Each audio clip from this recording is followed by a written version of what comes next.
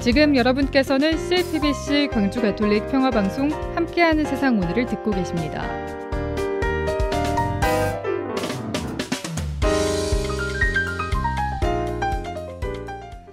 네, 최근 2021년 전당대회에서 돈봉투 살포 의혹에 연루된 윤관석, 이성만 더불어민주당 의원이 오늘 탈당하기로 결정했습니다. 그런가 하면 송영길 전 대표가 검찰을 향해 작심 발언을 해서 화제가 되고 있는데요. 주변 사람을 괴롭히지 말고 자신을 구속시켜달라라는 취지입니다. 오늘 톡 쏘는 정치 이야기 코너에서는 이 내용 중심으로 한 주간의 우리 정치 현안을 김성수 시사평론가와 짚어보겠습니다. 평론가님 안녕하십니까? 안녕하세요. 김성수입니다. 네. 자, 지난 2021년이었죠. 민주당 전당대회 과정에서 돈봉투 살포 의혹이 완전히 지금 다른 국면으로 진행이 되고 있는데 윤관석, 이성만 민주당 의원이 오늘 탈당하기로 결정을 했네요. 예, 그렇습니다. 지금 간단하게 사건들을 좀 정리를 해드려야 될 필요가 있어요. 언론이 사실은 이 내용을 제대로 전달을 하지 않기 때문에 오해하시는 분들이 많은데요.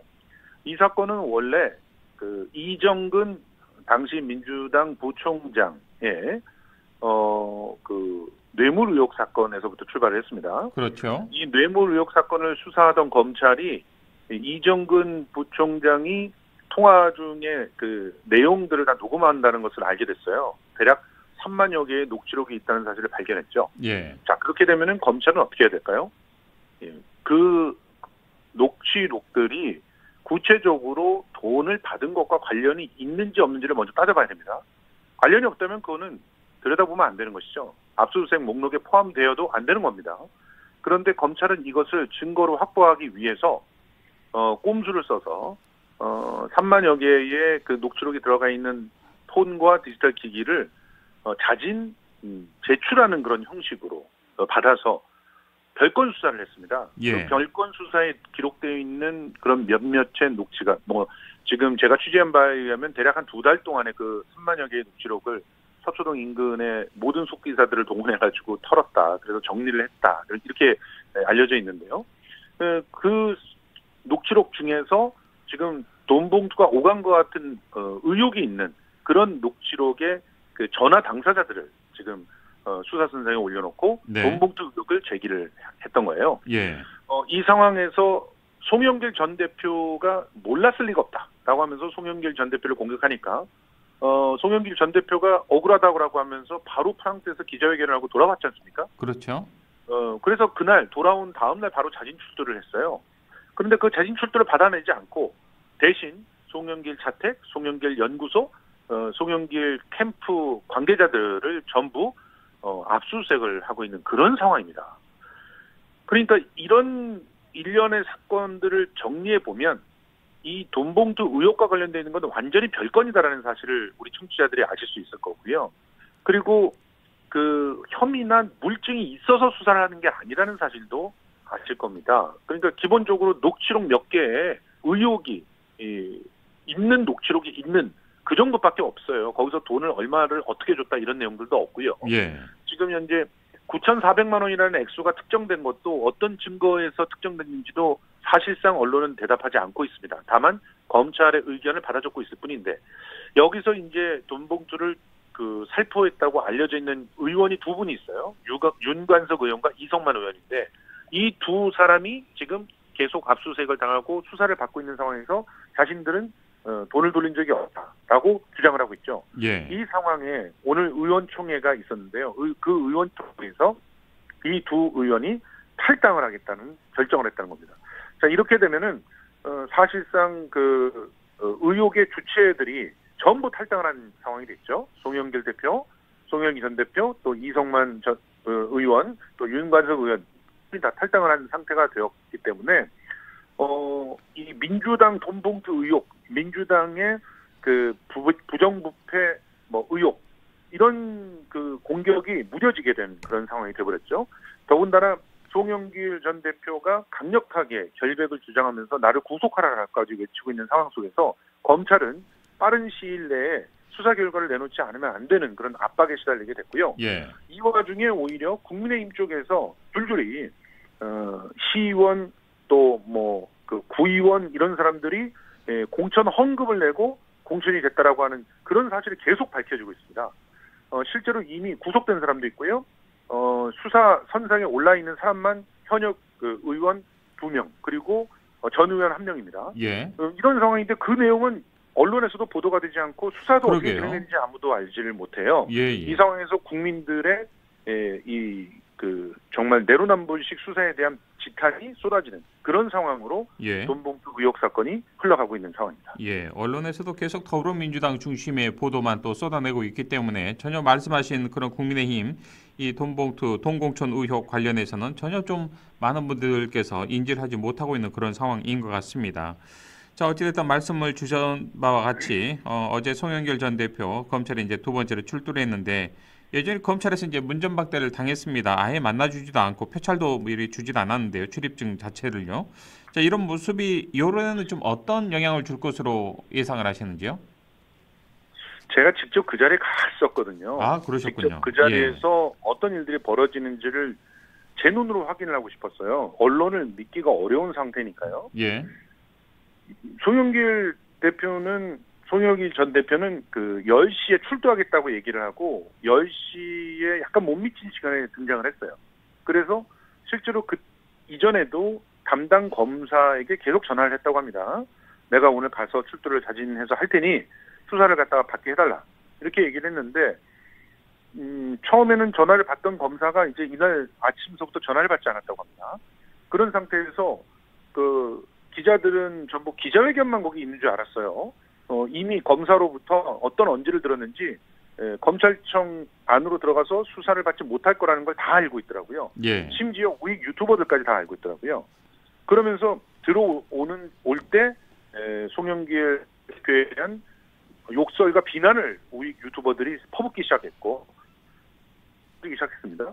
송 대표는 안으로 들어갔는데 들어가서 담당 검사와 전화 통화를 해달라고 요청을 했어요. 당연히 우리가 공공기관에 들어갈 때 보면은 입구에서 무슨 용무로 왔느냐 물어보고 그 신분증을 맡긴다거나 하고 그 출입증을 그 사이에 이제 담당자와 전화 연락을 하게 돼 있지 않습니까? 예. 담당자가 전화를 받지 않아요. 그래서 입구에서는 매뉴얼상 출입증을 교부할 수 없습니다라고 얘기를 하고 그리고 내쫓은 겁니다. 사실 이런 일은 사상 초유의 일이라고 봐야 되는데요. 그래도 아무리 정치를 그만뒀다고 해도 야당의 대표를 했던 사람입니다. 그리고 지금 현재 비중 있는 그런 국가 대 국가의 프로젝트를 또 진행하고 있는 사람이에요.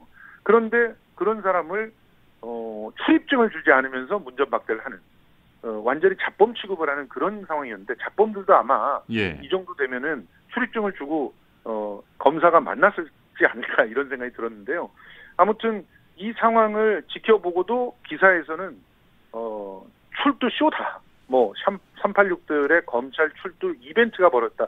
이런 식의 그 국민의힘 관계자들의 말을 그대로 받아 적거나 네. 하는 모습을 갖다 보였습니다. 굉장히 안타까운 일이었고요. 현장에서 그 송영길 대표가 출두가 저지되니까 거기서 입장문을 발표하고 기자회견을 했어요. 그 기자회견은 다 생중계됐는데 굉장히 강렬한 어조로 본인의 결백을 주장했고 내 주변 사람들을 괴롭히지 말고 나를 구속해라라고 하는 주장을 예. 연설문 앞과 뒤 그리고 기자회견 중에도 여러 차례 반복을 했습니다. 이런 모습이 사실 생방송을 지켜보고 있던 시청자들에게는 어떻게 보였는지 앞으로 여론이 확인할 수 있지 않을까 생각이 듭니다. 예. 자, 검찰이 민주당 전당대회 돈봉투 이 사건의 금품 공여자 측, 금품을 제공한 사람 측으로 분류된 송영길 전 대표의 전직 보좌관과 수수자 측으로 묶여 있는 당시 캠프 지역본부장을 같은 날에 소환을 했던데 이것도 국민들이 좀 심정을 불편하게 하고 있는 거 아니겠습니까? 예, 그 중에 한 분은요 전당대회 전에 그만두신 분이에요. 예. 그러니까 이게 정말 먼지털이식으로 주변을 털고 있다라고 하는 표현이 맞을 수밖에 없는 상황이죠.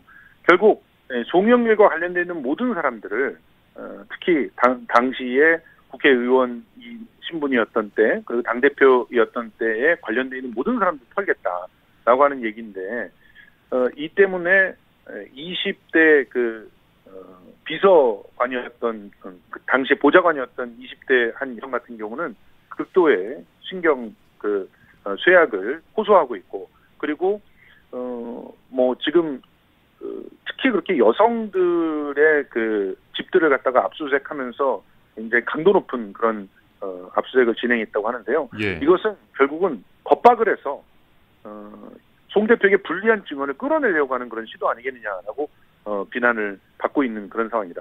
검찰의 이런 수사 태도가 계속 야당에게만 지속이 되고 있는 모습, 과연 어떻게 설명을 할 수 있을지. 네. 이 검찰 독재라고 하는 말이 이게 빈말이 아니라고 하는 생각이 자꾸 드는 오늘입니다. 예. 자, 화제를 바꿔보죠. 윤석열 대통령이 어제 열렸던 국무회의에서 한미 정상회담 성과를 부각했는데, 이 보수 쪽에서도 자화자찬이 이거 너무 심했던 것 아니냐, 이런 평가가 지금 나왔다면서요? 예, 그렇습니다. 참 희한한 그런 상황이라고 볼 수 있는데, 국무회의에서 한미 정상회담의 성과를 부각하면서 한미 동맹이 무려 5개의 동맹을 5개의 기둥으로 세워서 진행을 해나가는 것이니까 이제 시작이다, 이런 얘기를 했어요. 예. 그런데 그 맨 앞에 있는 게 가치동맹입니다. 근데 이 가치동맹이라고 하는 말은 굉장히 위험한 말이죠. 특히 이 1980년대에 폐기 처분됐던 그런 개념이라고 볼 수 있어요. 가치동맹이라는 건 당신이 자본주의냐 사회주의냐, 뭐 당신이 지금 전체주의냐 민주주의냐, 이걸 놓고 민주주의는 민주주의 편끼리, 전체주의는 전체주의 편끼리 모이자, 이런 얘기거든요. 예. 지금 그렇게 하면은 과연 글로벌 네트워크라는 게 유지될 수 있겠습니까? 이게 뭐 모스크바 올림픽 보이콧하던 때하고 다른 그런 얘기거든요. 그러니까요. 예. 지금은 실용주의라고 하는 그런 거대한 틀거리 안에서 어떻게 하면은 자국의 국민들에게, 자국의 기업들에게 더 이득을 안길 것인가를 고민해야 되는데, 가치동맹이 맨 위에 놓여 있어요. 그러다 보니까 지금 한국이 얻어온 것은 133조를 퍼주고, 실제로 이미 투자하기로 했던 넷플릭스의 25억 불 투자 이외에는 미국에 가 있는 한국 삼성의 자회사가 투자하는 것을 미국의 투자라고 치환시키는 그런 웃지 못할 일들을 벌이고 있습니다. 예. 그러다 보니까 가서 얻어온 것은 노래 한 곡 부르고 기타 하나 동전 한 입 얻어온 거 아니냐, 이런 비아냥이 쏟아져 나오는 것인데, 대통령은 역대 최고의 성과를 거뒀다고 자화자찬하고 있어요. 냉정하게 따져보면은요, 이번 워싱턴 선언을 통해서 얻어낸 것은 영원히 핵을 개발하지 못한다는 그런 족쇄만 얻어냈습니다. 실제로 우리가 핵 공유를 얘기를 했지만 핵 공유가 아니라고 미국 백악관이 강력히 해명을 하지 않았습니까? 그렇죠. 예. 그러다 보니까 김태효 차장은 핵의 느낌을 얻게 될 것이다, 이런 얘기를 하고 있어요. 핵의 느낌을 어떻게 얻나요? 참, 예. 가이거 개수기를 들고 다녀야 되나요? 그러니까요. 자, 지금 예. 굉장히 참 희한한 일들이 벌어지고 있습니다. 2016년에 박근혜 대통령이 얻어냈던 성과 이외에 단 한 발짝도 나가지 못한 것을 가지고 대통령은 역대 최고의 성과를 얻었다고 주장을 하고 있고요. 그 상황에서 우리가 그때는 박근혜 대통령 때만 해도 핵을 자체적으로 개발할 수 있는 여지가 있었는데, 그 여지는 완전히 막혀버렸습니다. 그 상황에서 원전의 수출 문제에 대해서 대통령은 지적재산권 등을 보호해줘야 된다고 미국 기업들의 손을 들어주고 왔어요. 그 상황에서 우리의 원전 수출은 모두 원천적으로 막히게 됐습니다. 이런 상황에서 도대체 원전을 중심으로 새로운 그런 개발을 해보겠다라고 하는 그런 계획들은 다 어디로 가게 되는지 굉장히 네. 안타깝고요. 결국은 대한민국의 미래 산업이라고 봤던 반도체 산업들은 지금 엄청난 적자에 시달리고 있고, 새로운 투자를 갖다가 미국을 허락을 받고 해야 되는 그런 상황에 내몰리고 있는데, 도대체 이 문제를 어떻게 풀어낼지 참 암담하긴 합니다. 예. 5086번을 쓴 애청자님께서요. 윤석열 대통령이 미국에서 어떠한 성과를 거두고 온 것인지 도무지 알 수 없습니다. 어떤 원칙을 가지고 있는지도 알 수 없는 황당한 외교에 탄식을 금할 수 없습니다. 이런 상황에서 자화자찬만 하는 대통령의 태도를 보고 어이가 없습니다라는 또 문자 의견 주셨습니다. 자, 평론가님, 윤 대통령이 또 용산 대통령실 출입하는 기자들과 오찬 간담회를 가졌는데요. 방향 수정이 필요하면 바꿀 것이다 이런 발언을 했네요. 이게 어떤 취지의 발언입니까? 일단 기자회견을 하지 않는다는 것도 굉장히 이례적입니다. 예. 방미를 하고 났다면 그 기자회견을 통해서 국민에게 보고를 하는 게 맞는데 간담회를 했어요. 오찬 간담회라고 하는 것은 사실상 자기가 하는 그런 기자들만 끼고 자기가 편한 질문만 받겠다는 거잖아요. 이 와중에도 그 일부 기자들이 불편한 질문들을 한 모양입니다. 그러다 보니까 대통령은 뭐 지적에 따라서 앞으로 그 속도를 조절하고 그리고 방향도 필요하면 바꿀 수 있다. 뭐 이런 얘기를 한 거예요. 그런데 예. 결국은 이 얘기의 그 전제는 뭐냐면 내가 얻은 성과들을 꼼꼼히 따져보지 않고 비판만 하는 거 문제가 있다. 우린 선택의 여지가 없다. 이렇게 얘기를 먼저 전제를 했거든요. 그리고 나서 그래도 불구하고 우리가 정말 힘들고 어려운 일들이 벌어진다면 그때 가서 한번 방향의 수정 같은 것도 생각해 볼 수가 있다라고 하는 립서비스에 불과한 내용들을 얘기했는데 예. 지금 이 얘기를 하면서 대통령이 같이 얘기했던 것 중에서 어떤 게 있냐면요. 중국이 적대적 행위를 하지 않으면 우리 중국과 친하게 지낼 수 있다. 경제적으로 그 다양한 그런 그 활로를 열어볼 수 있다. 이런 얘기를 했어요. 그런데 지금 이게 얼마나 현실을 제대로 보지 못하고 있는 내용이냐면 지금 제재를 가하고 있는 게 우리입니까 중국입니까? 중국이 우리한테 제재를 가하고 있는 겁니다. 이전에는 프리패스 하던 거를 반드시 따져보게끔 그 절차를 만들어 놓고 있고요. 예. 중국은요 지금 현재 부품들에 대해서 전수조사가 들어왔어요. 그러면서 한국에 부품이 있다면 반드시 한국의 부품을 써야 되는 사유를 제출하라고 하고 있습니다. 이런 상황에서 적대 행위를 갖다가 중국이 어떤 것을 했다고 얘기를 하고 있는지 이해가 되지 않거든요. 적대 예. 행위는 우리가 했죠. 중국과의 전투였던 장진호 전투를 갖다가 찬양하면서 이 전투에서 희생된 그 미군을 넋을 기린다고 하면서 미국 연설을 의회에서 하지 않았습니까? 예.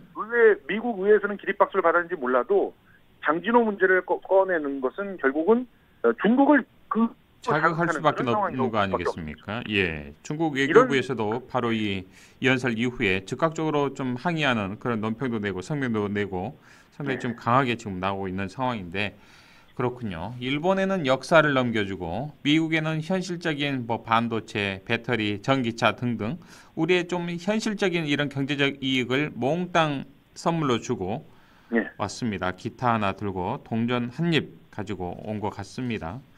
참 어떤 걸 봐서 좀 성과가 많다고 본인은 생각하고 여기고 있는지 정말 궁금합니다. 뭐 이럴 때 기자회견을 통해서 또 대국민 연설을 통해서도 이야기를 하면 좋을 터인데 꼭 그러진 않더라고요. 보니까요. 또 외신도 지금 그래서 예. 이런 상황이 구중궁궐 간신들에게 둘러싸여져 있는 그런 폭군의 상황과 다를 바 없다라고 얘기를 하고 있는 것이거든요. 안타깝습니다. 제대로 된 정보를 대통령에게 주지 않는 자들이 있는 것 같고요. 그렇다면은 지금 국가적인 그 명운을 결정하는 선택을 해야 될 때 대통령은 제대로 선택을 할 수가 없다는 사실이고요. 먼저 인사 조치를 통해서 이런 잘못된 정보를 제공하고 있는 사람들을 바꾸든지 아니면 본인이 스스로 어떤 선택을 해야 되는 그런 상황들이 오지 않았나 생각합니다. 알겠습니다. 평론가님 오늘 말씀 여기까지 듣겠습니다. 고맙습니다. 고맙습니다. 지금까지 김성수 시사평론가와 함께했습니다.